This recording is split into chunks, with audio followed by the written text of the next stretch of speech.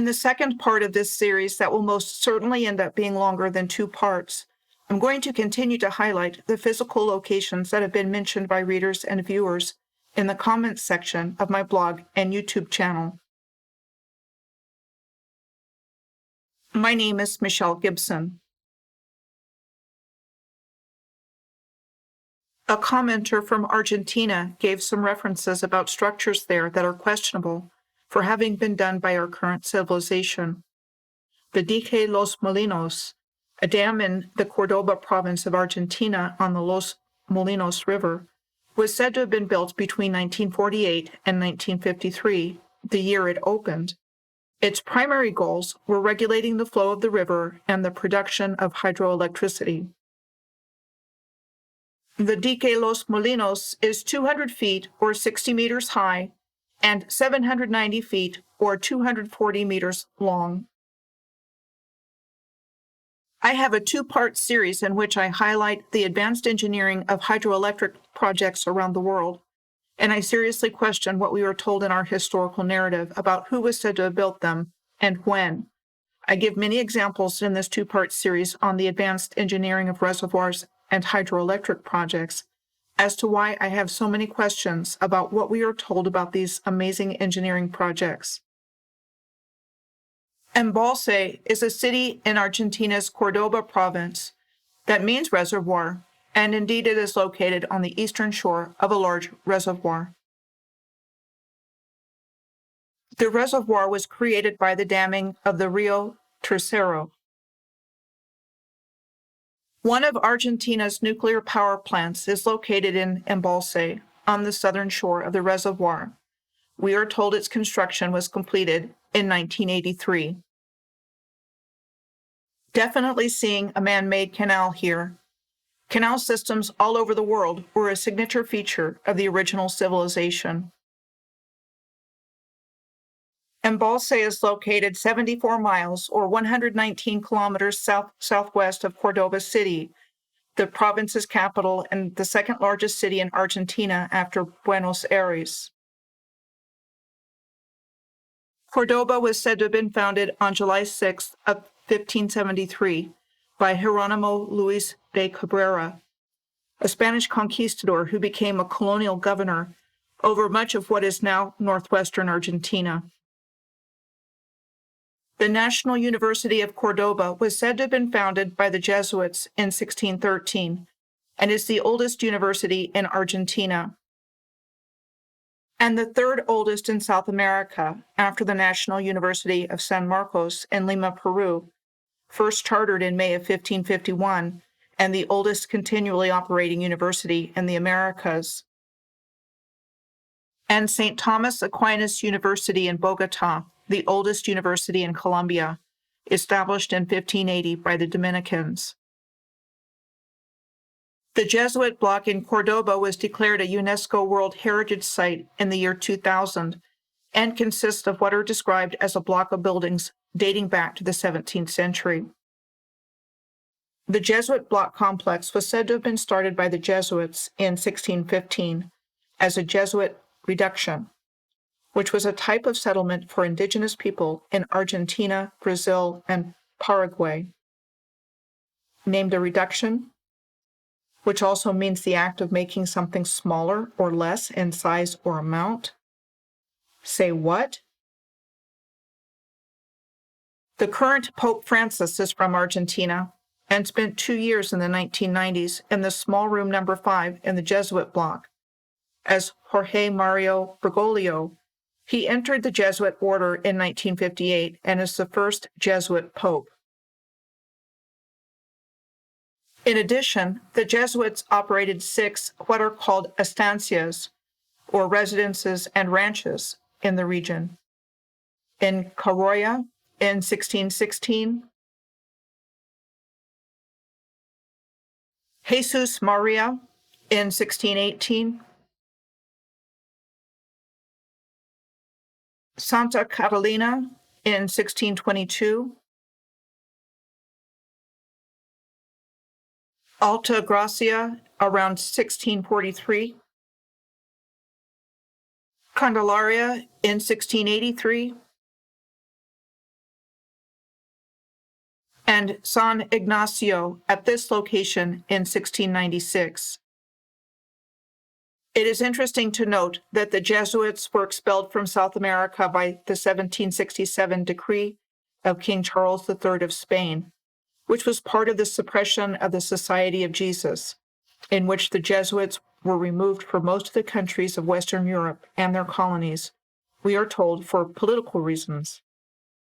The suppression began in 1759 and was ended in 1814 by Pope Pius VII, in which he restored the Jesuits to their previous provinces, and the Jesuits returned to the Americas in 1853.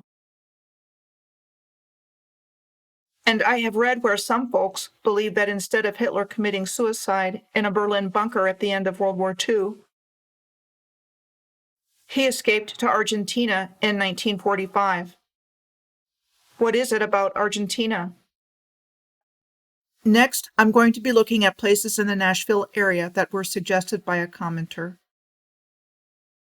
The Ryman Auditorium in downtown Nashville was the home of the Grand Ole Opry from 1943 to 1974. Its construction was said to have been promoted by Thomas Ryman, a Tennessee businessman who was a riverboat captain as well as the owner of a riverboat company. As an auditorium and tabernacle for Samuel Porter Jones, an influential revivalist of the day, after Ryman was converted to Christianity in 1885 after attending a tent revival held by Jones. Opening in 1892 as the Union Gospel Tabernacle, it was not only used as a house of worship, it was also rented out as a venue for different types of events, including but not limited to concerts, speaking engagements, and boxing matches. There are two things I would like to point out about the physical appearance of the Ryman Auditorium. The first is to show the similarity of architectural features of the Ryman Auditorium on the left and the Moscow State Historical Museum in Russia on the right. In particular, the occurrence in both buildings of triple windows, the yellow arrows, double windows, the purple arrows, and the intricate patterning of sections of windows, the black arrows.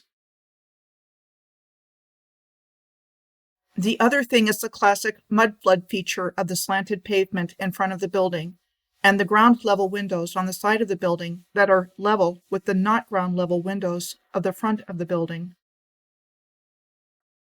Compare this with the two historic photographs of the St. Mary Magdalene Church on the left in Omaha, Nebraska, with the lower part of it having been dug out of the dirt surrounding it, and the same church today on the right, with the slanted paved street covering the points at which the lower part of the church had been excavated. Also known as the Mother Church of Country Music, the Ryman Auditorium became the home of the Grand Ole Opry Show in 1943 until March 15th of 1974. At which time the Grand Ole Opry was moved to its current venue, the massive Grand Ole Opry House. It is interesting to note that the Ryman Auditorium was almost demolished by the owners of the Grand Ole Opry, with the reason given that it was in poor condition.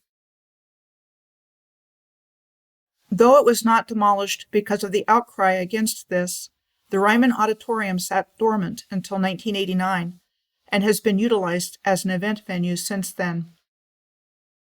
The Tennessee State Capitol building was said to have been designed by architect William Strickland, one of the architects credited with establishing the Greek revival movement in the United States, and built between 1845 and 1859.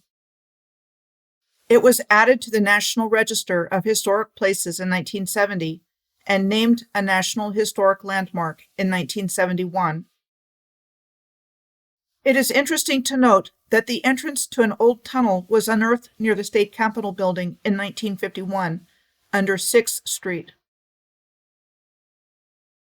Formerly known as the First Presbyterian Church, the downtown church in Nashville was also said to have been designed by William Strickland and completed in 1846.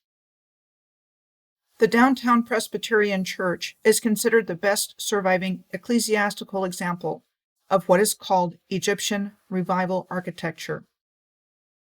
Egyptian Revival architecture 2. The Knights of Pythias Pavilion is said to be an example of classical revival architecture, yet another type of revival architecture. Designed by Henry Gibble for the 1897 Tennessee Centennial Exhibition. After the exhibition, it was said to have been purchased and moved by wagon to its present location off Highway 96 in Franklin, Tennessee. How they managed to transport that building by wagon?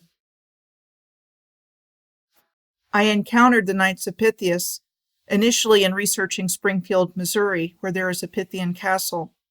Known as the Pythian Home of Missouri, we are told that it was constructed by the order as a home for needy members of their order and their widows and children. The original main floor features things like a grand foyer, ballroom, and sitting parlors. It also has a reputation as being haunted. What jumped out at me on learning about the Knights of Pythias is that it was a secret society founded in Washington, D.C. in February of 1864. It was the first fraternal order to receive a charter by an act of Congress. It is interesting to note that the Civil War didn't end until 1865. For what purpose would Congress charter a fraternal secret society in wartime? The Nashville Parthenon was also said to have been built for the 1897 Tennessee Centennial Exposition. We are told that Nashville's nickname of Athens of the South influenced the choice of an exact replica of the Parthenon in Athens, Greece, as the centerpiece of the exposition. The architect of Nashville's Parthenon was said to be the former Confederate soldier William Crawford Smith. It was said to have originally been built as a temporary structure out of plaster, wood, and brick, but it was left standing after the exposition because of its popularity, and that it was rebuilt with concrete in the 1920s. Here is an old photo of the exposition, with the Memphis building next to the Parthenon. This was said to be the Memphis, Tennessee, Shelby County construction for the exposition, modeled after Memphis's namesake in Egypt. It was also said to have been built out of temporary materials like plaster and wood, and was demolished after the exposition. Now I'm going to go quickly through some of the places people have commented about. The Fox Theater in downtown Oakland, California, said to have been opened in 1928 and designed by the American architectural firm of Weeks and Day. In Akron, Ohio, there is the Edison Dam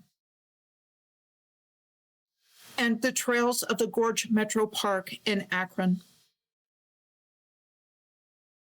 The Buenos Aires Water Company Palace in Argentina was said to have been designed as a water pumping station in 1877 and completed in 1894. And the similar-looking St. Louis City Hall in Missouri, said to have been designed in 1898, modeled after the City Hall in Paris, France, and completed in time for the St. Louis World's Fair in 1904. The Town Creek Indian Mound in North Carolina, attributed to the Pee Dee people of the South Appalachian Mississippian culture, that thrived in the Pee Dee River region of North and South Carolina before Columbus. Near the town of Mount Gilead in North Carolina. The Warbreck Water Tower in Blackpool, England, said to have been built in 1932 to serve the heavily residential areas of central Blackpool and the high-rise homes. Is located on Leys Road. Another tower in Blackpool, the Blackpool Tower, was said to have been inspired by the Eiffel Tower in Paris, and that at the time it was open to the public in 1894. It was the tallest man-made structure in the British Empire. In Cleveland, Ohio, the West Side Market which is classified as a neoclassical/Byzantine building, the construction of which was completed in 1912. And Lakeview Cemetery in Cleveland, with its stam, and the James A. Garfield Memorial, said to have been constructed in a combination of Byzantine, Gothic, and Romanesque revival styles between 1885 and 1890 for the 20th President of the United States, who was assassinated in 1881, who had expressed a desire to be interred in the Lakeview Cemetery. Castle Rushen, which is spelled Rushen, the construction of which was said to have started in the 10th century in Castletown on the Isle of Man, located in the Irish Sea between England and Ireland. And the Ostrozak Castle of Bosnia, a medieval castle called a fairy tale for every visitor. I was asked to look into the Tuckahoe Corbin City Fish and Wildlife Management Area, located in southern New Jersey. At a size of over 17,000 acres, or 6,880 hectares, of marshes, rivers, and pine barrens woodland, located adjacent to the Great Egg Harbor. The Beasley Point Generating Station, a coal-fired power plant, which operated from 1961 to 2019, was situated right at the edge of the wildlife management area, where several rivers flow into it from the Great Egg Harbor. Summers Point, a city located on the other side of the Great Egg Harbor from where the power plant was on Beasley Point, is the oldest settlement in Atlantic County, New Jersey, said to have been settled in 1693 initially and incorporated as a borough in 1886. The Atlantic City and Shore Railroad was a type of streetcar system in New Jersey called an interurban that served Summers Point and several other cities between Atlantic City and Ocean City in the years between 1907 and 1948. One more thing before leaving this part of the world is that I was given these coordinates to look at what appear to be geoglyphs in the landscape, man-made effigies in the ground that are only visible from the air. The North Point Water Tower in Milwaukee was said to have been built between 1873 and 1874 in the style of Victorian Gothic as part of Milwaukee's first public waterworks. And the Prospect Point Water Tower in Minneapolis, Minnesota, also known as the Witch's Hat Tower, said to have been built on Tower Hill Park in 1913, which was a hilltop park established in 1906. A comment was made to look at the Flinders Street Station in Melbourne, opened in 1854, and the first railway station in Australia on the top left, compared for size and scope with the Marunouchi Station in Tokyo, opened in 1914. These photographs came from a trek across Ebbets Pass in the Sierra Nevada range east of Sacramento in California, and were sent to me from a viewer. What could have taken place here to create these anomalous appearances? I received information from a viewer about some synagogues to look into, the ones in Barbados in the Caribbean, Charleston in South Carolina, and in Providence, Rhode Island. The Nidhi Israel Synagogue in Barbados is said to be one of the oldest synagogues in the Western Hemisphere, originally constructed starting in 1654 for the Sephardic Jewish community of Barbados, formed by refugees fleeing from Portuguese Brazil, and who brought with them expertise in the production of sugarcane, leading Barbados to become a major producer of sugar. We are told the synagogue was destroyed by a hurricane in 1831 and then rebuilt, and after a period of time fell into disrepair until it was sold in 1929. Eventually, it was turned over to the Barbados National Trust in the 1980s, and the building was renovated and returned to use as a synagogue. A ritual bath called a mikveh was unearthed on the grounds of the synagogue from beneath the synagogue's parking lot by archaeologists in 2008. The Kahal Kadash Beth Elohim Synagogue in Charleston, South Carolina, was founded in 1749 and considered one of the oldest Jewish congregations in the United States. It is called a Greek Revival synagogue that was designed by New York architect Cyrus L. Warner and built in 1840. The founding members of the Charleston Synagogue were said to be Sephardic Jews from Spain and Portugal who arrived in Charleston from London. The congregation's first synagogue was said to have been destroyed by the Great Fire of Charleston that took place in 1838, which damaged over 1,000 buildings and destroyed 1/4 of the city's businesses at the time. Another devastating Great Fire took place in Charleston in 1861, and which was said to have caused the vast majority of damage and destruction to the city during the American Civil War. The congregation in Providence, Rhode Island, was founded in 1849 by mostly Ashkenazi Jews from German-speaking areas of Europe.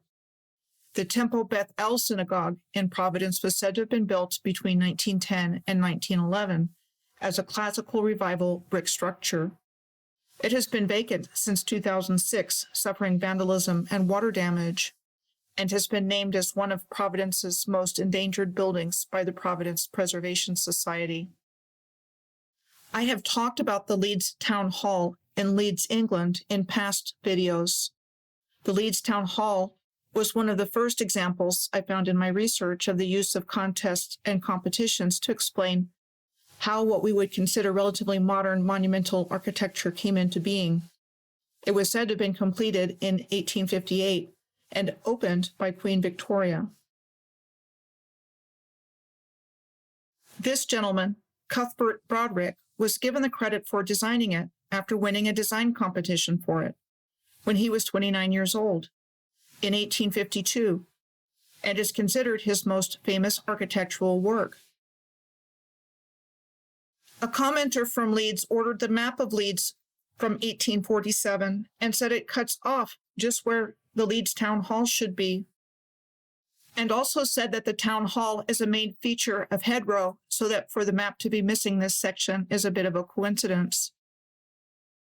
He also sent me pictures of the entrance of the Leeds Town Hall and said that it is a popular venue for weddings and graduations. He mentioned that it contains an organ that is considered the biggest musical instrument in the world, with 6,600 pipes weighing 70 tons and 50 feet high. He also included a photo of the Temple Mill in the Leeds Temple Works complex, said to have been built between 1838 and 1840. A former flax spinning mill, when it was completed, it was considered to be one of the largest factories in the world, with 7,000 steam-powered spindles. Next, I was contacted by someone with these photos he had taken in West Dundas, Ontario. Dundas is a community in Hamilton, Ontario, and was formerly a town in its own right. It is at the bottom of the Niagara Escarpment and on the western edge of Lake Ontario. Known formerly as Coote's Paradise, the community that had settled here became known as Dundas in 1814, which was incorporated in 1847. Its construction said to have been authorized in 1823. The Desjardins Canal opened in 1837 and was said to have greatly contributed to the development of the region until the canal fell into disuse. When the Great Western Railway put its line through Dundas in 1853. Another commenter directed my attention to the following places in Tampa. The congregation of the First Baptist Church of Tampa was said to have organized in 1859, and the church at its present location built in 1923. Old cigar factories in Tampa, including the Santa Ella, and the historic Pendes and Alvarez cigar factory in Tampa. And Ybor City, a historic neighborhood in Tampa, said to have been founded in the 1880s by cigar manufacturers. is known to have miles of tunnels running underneath it. He also asked that I look into the Catacombs of Paris, where millions of bones and skulls are neatly stacked underground in tunnels, and catacombs were said to have been created in an effort to eliminate the city's overflowing cemeteries that was started in 1786. The Paris catacombs have been a concert venue since the 19th century, and an Airbnb in the 21st century. A truly bizarre place that I personally never want to visit, much less sleep in or go to a concert there. The last thing he asked me to look into was the Las Lunas Decalogue Stone, a large boulder on the side of Hidden Mountain near Las Lunas in New Mexico, about 35 miles south of Albuquerque. It has an inscription said to be a mix of ancient Hebrew and Greek. The last place I'm going to take a look at from a commenter's recommendation is Lake Mcdonald in Montana's Glacier National Park. The Going to the Sun Road provides access to many locations and activities within the park, including the Lake Mcdonald Lodge, considered one of the finest examples in the nation of the Swiss chalet style of architecture, and was said to have been built in 1913. We are told the mountains of Glacier National Park started forming 170 million years ago, when glaciers forced ancient rocks eastward, up and over much younger rock strata. That's a beautiful old stone bridge on the Going to the Sun Road. I'm going to end part 2 of this series here in Montana. In part 3, instead of looking specifically at places, I'm going to be looking at other interesting topics that commenters have suggested.